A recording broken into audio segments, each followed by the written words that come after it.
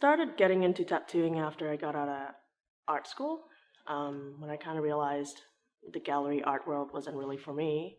I didn't want to make art objects that is supposed to last for longer than I live, or that's usually how art goes, where you're making art for a certain market or a certain crowd, which usually in history is the elite or the upper class.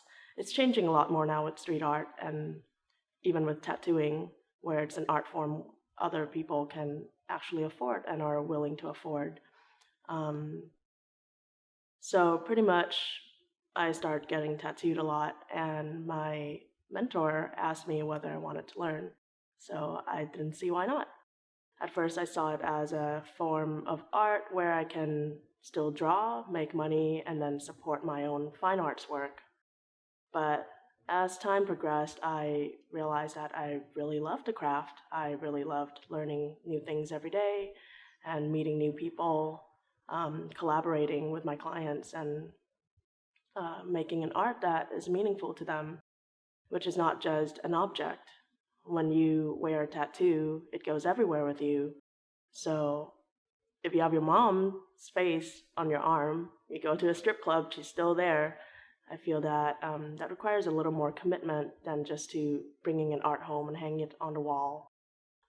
There's definitely a market for that and a niche for that, which is also necessary. But I really enjoyed making art where it is meaningful for a person, um, and simply just for them. They can share it with other people if they want, tell their stories through their tattoos, or if they don't want to, when they die, that's it. It doesn't need to last for longer than how much they live. So I find that kind of romantic in a way. I think tattooing is like it is an art form, it is a craft form. For you to be good at a craft, you're gonna have to dive into it, and it does come home with you a lot.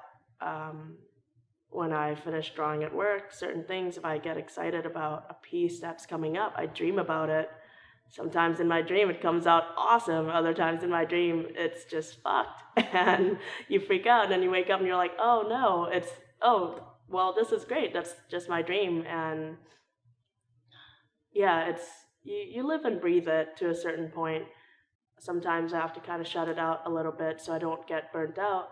But that's going to come with any job that you really love and have passion about, and try to put every day you go to work, you're like, okay, I'm here 100%.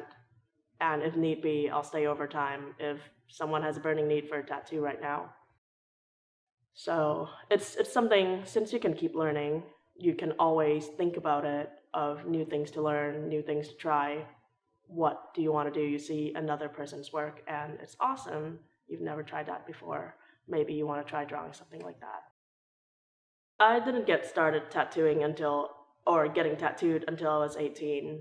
I grew up in a pretty, the funny thing about my family is they're very unconventional in a way, and certain ways very traditional. I grew up in Thailand, so tattooing is still quite a taboo there. It's becoming a lot more popular now within the past, definitely 5, 10 years, but it's still related to the working class, to prison, to religion, to the things that, if you're from a good upper class family, you wouldn't go into. Um, Definitely coming to the States and Canada definitely changed that view for me. I've always loved it. And when I first started getting tattooed, of course, the first one, which is the smallest one, my mom gave me a silent treatment for a few weeks. But I think as soon as I explained why I got it, there was definitely the unconventional part of her that accepts it, but tradition is still, it's still super ingrained. When I told her I was going to become a tattoo artist, strangely enough, she actually bought me my first tattoo machines that I couldn't afford. And she says, if you're going to do it really well and make something out of it. Just don't tattoo your brother. And nowadays, if I go back home, My mom's not with me anymore, so she can't really judge what tattoos I have anymore. Although when I hang out with my grandma and we go to family things, she will ask me to wear long sleeves, even though it is 40 degrees outside in Thailand, and I will look like an idiot. Um, she doesn't, I know she doesn't judge too much. It's just more of a how my culture will perceive me when they're not living in such a liberal place. To be a good tattooer and a great tattooer, there's a big line. It's a lot of dedication. Definitely, you can't just go in 30% and then 70% you're doing something else. It needs to be 100 or a chunk of your time. They say 10,000 hours. That's a lot of years. And when I first started, I thought, oh, maybe as soon as I have done 500 something tattoos, I will be able to call myself a tattoo artist. I've done over thousands of tattoos, and there's still shit where, I wish I did in a different way. And that's how you learn.